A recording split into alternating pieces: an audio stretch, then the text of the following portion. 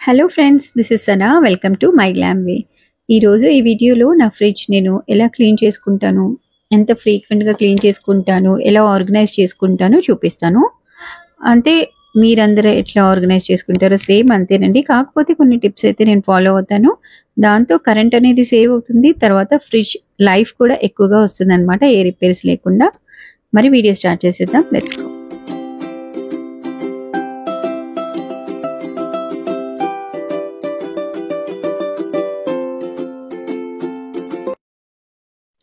So ఇదండి నా fridge ఏం కొత్తదేం కాదు, తీసుకుని కూడా 6 years అవుతుందన్నమాట. మార్చాము.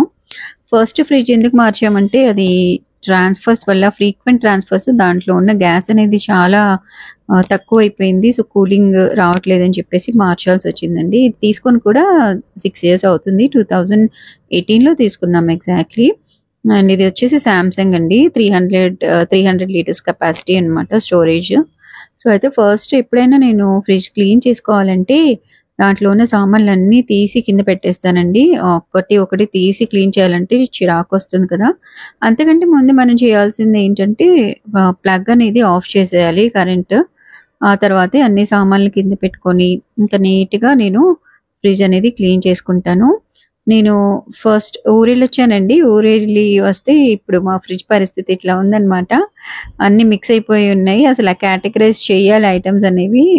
ఇట్లా మిక్స్ అయిపోయి ఉన్నాయన్నమాట. సరే ఇవన్నీ ఇప్పుడు నేను సెగ్రిగేట్ చేసుకొని క్లీనింగ్ అయితే స్టార్ట్ చేస్తాను. దీనికోసం నేను ఒక డిఐవై సొల్యూషన్ అయితే ప్రిపేర్ చేసుకుంటాను. ఒక బౌల్లో వాటర్ తీసుకుంటానండి. అందులో వైట్ వెనిగర్ ఉంటుంది కదా, అది వేసుకుంటే ఒక 3 క్యాప్స్ వేసుకుంటే చాలా మంచి స్మెల్తో బాగుంటుంది. డిస్ఇన్ఫెక్టెంట్ లా పనిచేస్తుంది.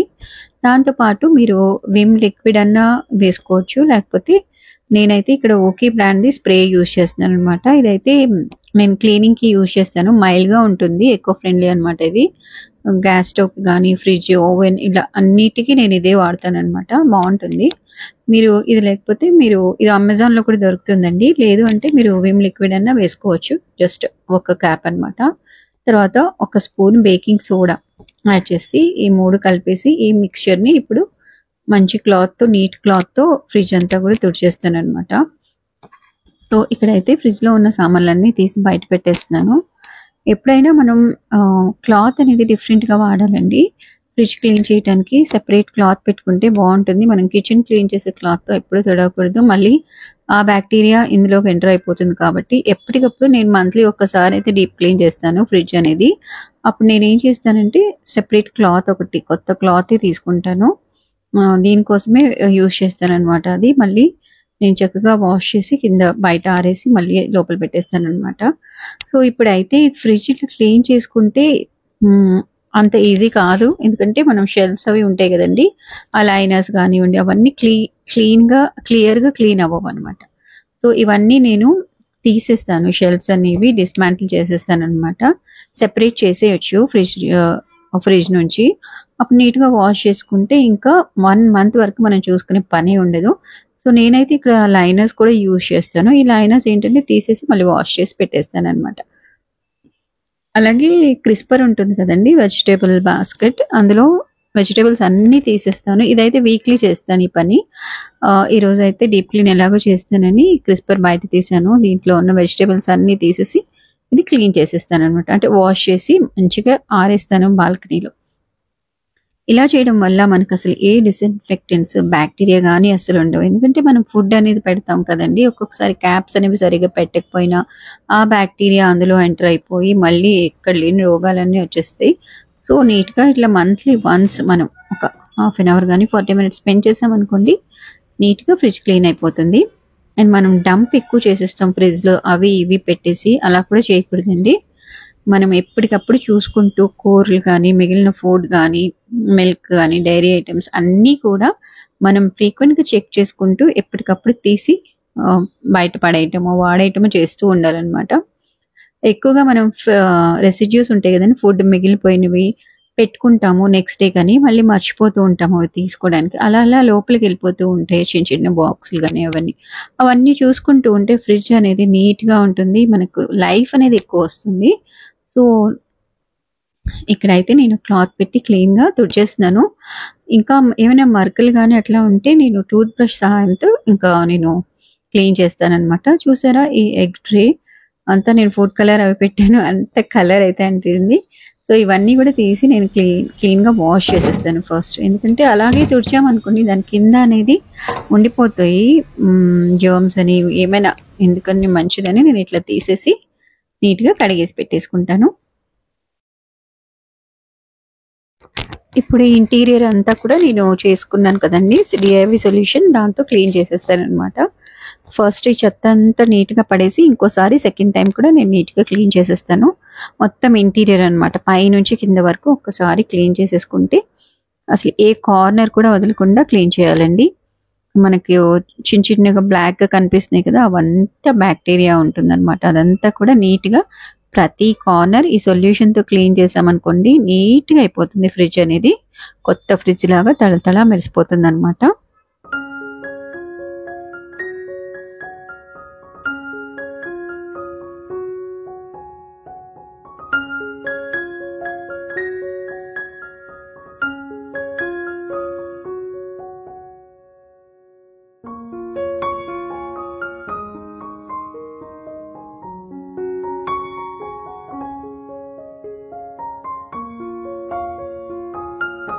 ఇలా ఫ్రిడ్జ్ ఇంటీరియర్ అంతా కూడా ప్రతి కార్నర్ తుడుచుకోవాలండి. ఫ్రిడ్జ్ డోర్‌కి ఉంటుంది కదా! హ్యాండిల్ తుడవాలి. ప్లస్ పైన డస్ట్‌లా ఉంటుంది. అండ్ ఎడ్జెస్‌కి ఒక రబ్బర్ షీట్‌లా ఉంటుంది కదండీ! అది కూడా తీసి కొంచెం బాగా నీట్‌గా తుడుచుకోవాలన్నమాట. దాని వెనకాల బ్లాకిష్‌గా ఫార్మ్ అయి ఉంటుంది. అండ్ బ్యాక్టీరియా కూడా ఎక్కువగా ఉంటుందన్నమాట అక్కడ. అవన్నీ చెక్ చేసుకొని నీట్‌గా తుడుచుకోవాలి. అండ్ నేనైతే ఇవన్నీ ఇంటీరియర్స్ అన్నీ తీసాను కదా! అవన్నీ కూడా నేను లిక్విడ్‌తో నేను సోప్ వాటర్‌తో క్లీన్‌గా వాష్ చేసేసుకొని బాల్కనీలో ఆరబెట్టేస్తాను. కొంచెం సేపు ఒక 1 అవర్ ఎండలో ఆరినాయి అనుకోండి నీట్‌గా మళ్ళీ నేను ఫిక్స్ చేసేసుకోవచ్చు. ఇప్పుడైతే క్లీనింగ్ అయిపోయింది కదండీ! ఇంకా ఆర్గనైజింగ్ ఎట్లా చేసుకుంటానో చూద్దాము.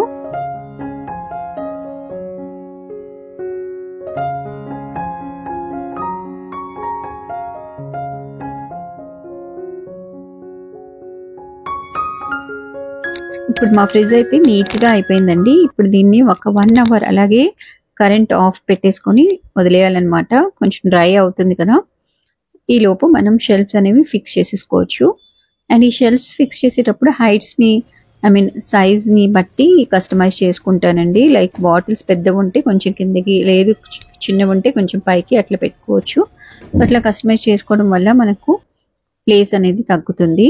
అండ్ నేను ఇక్కడ ఎగ్స్ అయితే ఎక్కువ పెట్టను కాబట్టి ఎగ్స్ ట్రేలో నేను వేరేవి ఐటమ్స్ ఏమైనా పెట్టుకుంటాను. సో నేనేం చేస్తానంటేనండి అన్నీ కూడా కలిపేయకుండా ఐటమ్స్‌ని కేటగరైజ్ చేస్తాను. First vegetables, dairy products, meat అలా సెపరేట్‌గా పెట్టేసుకుంటానన్నమాట. అండ్ ఈ లైనర్స్ పెట్టడం వల్ల మనకి క్లీనింగ్ చాలా ఈజీ అవుతుందని నేను అది యూజ్ చేస్తాను. అలాగే ట్రాన్స్పరెంట్ కంటైనర్స్ పెట్టామనుకోండి మనకి ఎందులో ఏముందో బాగా తెలుస్తుందన్నమాట. సో అందుకని నేను ట్రాన్స్పరెంట్ కంటైనర్స్ యూజ్ చేస్తాను ఫ్రిడ్జ్‌లో స్టోర్ చేయడానికి. ఇవన్నీ వచ్చేసి ఎసెన్స్, ఫుడ్ కలర్ ఇవన్నీ ఒక ట్రేలో ఆర్గనైజ్ చేసుకున్నానండి. ఫస్ట్‌లో నేను అలా పెట్టేసాను కదా! కలర్ అంతా అంటింది ఆ ట్రేకి. ఓకే. ఇప్పుడైతే జస్ట్ ఈ ట్రే ఆర్గనైజర్ తీసి నేను కడిగేయొచ్చనమాట. అందుకని ఈ ఆర్గనైజర్ అయితే పెట్టాను. సో ఈ షెల్ఫ్స్ అన్నీ మనకి సామాన్లని బట్టి మనం కస్టమైజ్ చేసుకోవచ్చు. ఇక్కడైతే నేను ఇంకా వేరే ఐటమ్స్ ఏదైనా పెట్టుకుంటాను. ఇప్పుడైతే నేను ఎగ్స్ అయితే ఫ్రిడ్జ్‌లో పెట్టానండి. బయటే పెడతాను. కిచెన్ ప్లాట్‌ఫామ్ మీదే పెడతాను. అది కూడా లిమిటెడ్‌గా తీసుకొస్తాను కాబట్టి నేను అక్కడే పెడతానన్నమాట. అండ్ వెజిటబుల్స్, గ్రీన్ చిల్లీస్ ఇవన్నీ కూడా నేను ఇట్లా ట్రాన్స్పరెంట్ బాక్సెస్‌లో స్టోర్ చేసుకుంటాను. కొన్ని అయితే నేను కవర్స్‌లో పెట్టేసి ట్రాన్స్పరెంట్ కవర్స్ ఉంటాయి కదా! అందులో పెట్టేసి ఫ్రిడ్జ్ క్రిస్పర్‌లో పెట్టుకుంటాను. కొన్ని నాకు ఎవ్రీడే నాకు యూజ్ అయ్యేవన్నీ ఇట్లా బాక్సెస్‌లో స్టోర్ చేసుకుంటాను.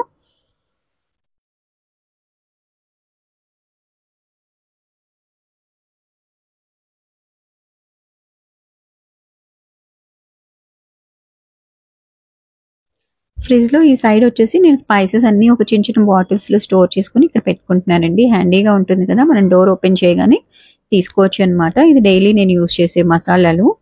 అండ్ పైన టాప్ షెల్ఫ్‌లో వచ్చేసి నేను డైరీ ప్రొడక్ట్స్ పెడతానండి. ఘీ, బటర్ అలాంటివి. ఘీ గానీ, మిల్క్ ప్యాకెట్స్ కానీ అలా పెట్టుకుంటాను. అండ్ థర్డ్ షెల్ఫ్‌లో వెజిటబుల్స్ పెడుతున్నాననమాట బాక్స్‌లో స్టోర్ చేసుకొని.